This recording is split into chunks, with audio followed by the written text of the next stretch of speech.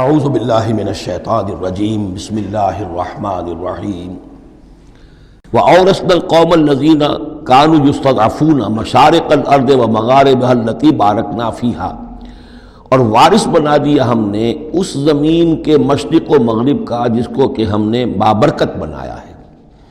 یہاں میں مشارق الارض آ کر ذرا بات کے سمجھنے میں مشکل ہو جاتی ہے، یہ خاص ایک ترتیب ہے ردم کے حوالے سے۔ مراد یہ ہے کہ اس زمین کا وارث بنا دیا جس زمین کو ہم نے بابرکت بنایا ہے، اس کے مشرق اور مغرب پر قبضہ دلا دیا اس قوم کو کہ جس کو دبا لیا گیا تھا۔ یہ زمین فلسطین ہے، ارض فلسطین، اس لیے کہ قرآن مجید میں بھی ہے الذی بارکنا حولہ، سبحان الذی اسری بعبدہ لیلا من المسجد الحرام الی المسجد الاقصی الذی بارکنا حولہ لنریہ من آیاتنا۔ تو یہ سرزمین فلسطین جو ہے یہ اس اعتبار سے بھی مبارک ہے کہ سینکڑوں انبیاء یہاں رہے اور دفن ہوئے، حضرت ابراہیم علیہ السلام کے بعد سے لے کر، اور یہ کہ نہ معلوم کتنے طویل عرصے تک یہ انبیاء کا مدفن بھی رہا اور ان کا مسکن بھی رہا۔ پھر یہ کہ بڑی زرخیز علاقہ بھی ہے۔ تو ہم نے اس قوم کو کانوا یستضعفون، جو دبا لیے گئے تھے مصر میں، جو دبے ہوئے تھے پسے ہوئے تھے، ان کو وارث بنا دیا اس زمین کے مشرق اور مغرب کا، مشارق الارض و مغاربها التی بارکنا فیہا، جس میں ہم نے برکتیں رکھی ہیں۔ وتمت کلمۃ ربک الحسنی علی بنی اسرائیل، اور تیرے رب کی اچھی بات، اچھا وعدہ بنی اسرائیل کے حق میں پورا ہو گیا، بما صبروا، جو صبر انہوں نے کیا، یعنی جو بھی سختیاں آئیں حضرت موسیٰ علیہ السلام کے ساتھ، جو بھی لوگ ان میں سے ایمان لائے تھے، انہوں نے واقعتاً ثابت قدمی دکھائی، اور یہ کہ اس صبر کی وجہ سے اللہ تعالیٰ کا وعدہ ان پر پورا ہوا۔ وَدَمَّرْنَا مَا كَانَ يَصْنَعُ فِرْعَوْنُ وَقَوْمُهُ، اور ہم نے تباہ و برباد کر دیا جو کچھ کے بنایا تھا فرعون نے اور اس کی قوم نے، وَمَا كَانُوا يَعْرِشُونَ، اور جو وہ اونچے اونچے کرتے تھے، محل بناتے تھے یا کچھ اور اونچی اونچی ٹٹیاں چڑھاتے تھے اپنے انگوروں کی بیلوں کے لیے، ان سب کو ہم نے جو ہے ختم کر کے رکھ دیا۔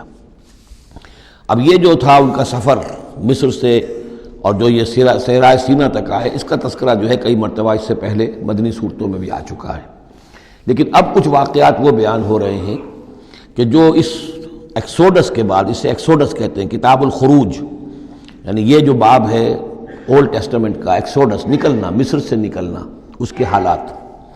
وجاوزنا ببنی اسرائیل البحر، اور پار اتار دیا ہم نے بنی اسرائیل کو سمندر کے یا دریا کے، فَأَتَوْا عَلَىٰ قَوْمٍ، تو ان کا گزر ہوا، پہنچے وہ ایک ایسی قوم پر، یعکفون علی اصنام لہم، جو اعتکاف کرتے تھے اپنے اپنے بتوں کا۔ یہ لفظ ذرا یہاں پر نوٹ کیجئے، اعتکاف کرنا۔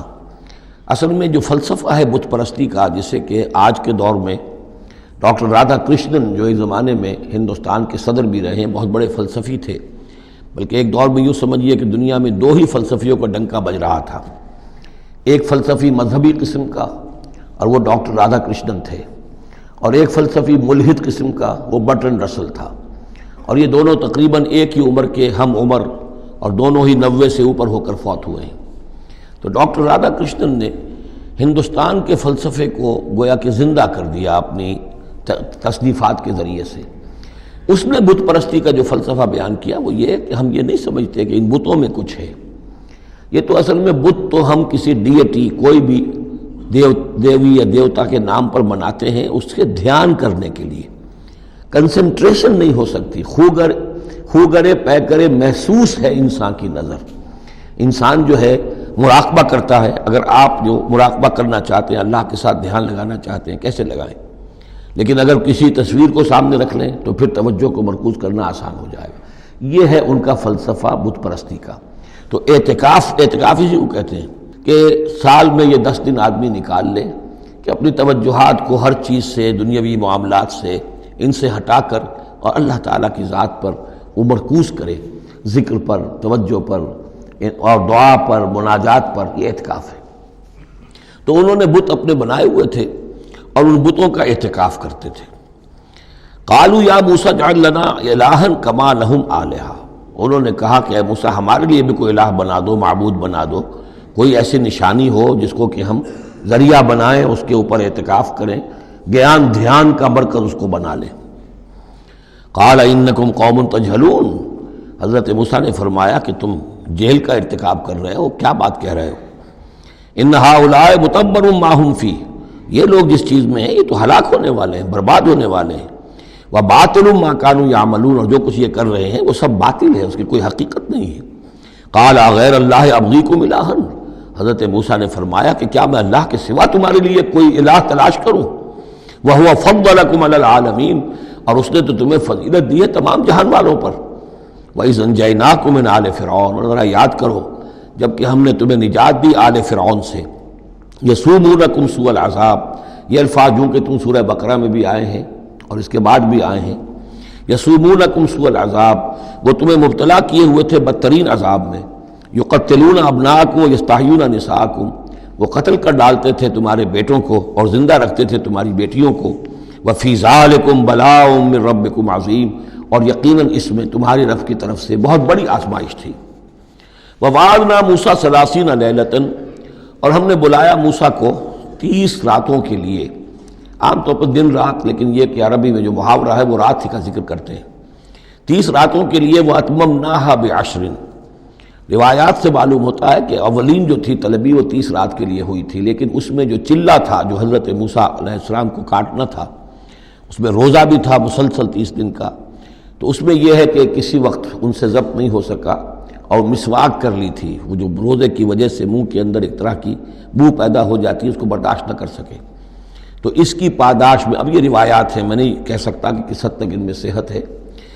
فَأَتْمَمْنَاهَا بِعَشْرٍ، تو مکمل کر دیا ہم نے اس مدت کو 10 دن سے اور۔ فَتَمَّ مِيقَاتُ رَبِّهِ 40 لَيْلَةً، تو وقت مدت پوری ہو گئی اس کے رب کی، یعنی 40 راتیں۔ یہیں سے ہمارے ہاں تصوف میں اہل صوفیہ نے 40 کا یہ چلہ کشی، 40 دن 40 رات کا چلہ کاٹنا، یہ جو ہے نکالا ہے۔ وقال موسیٰ لأخیہ ہارون، اور کہا موسیٰ نے اپنے بھائی ہارون سے علیہ السلام، اخلفنی فی قومی، آپ میری نیابت کیجئے میری قوم میں جا رہا ہوں، مجھے اللہ تعالیٰ نے طلب فرمایا کوہ طور پر۔ واصلح، اور دیکھیے اصلاح کرتے رہیے۔ ولا تتبع سبیل المفسدین، اور فساد مچانے والوں کے راستے کی پیروی نہ کیجیے گا۔ صدق اللہ العظیم۔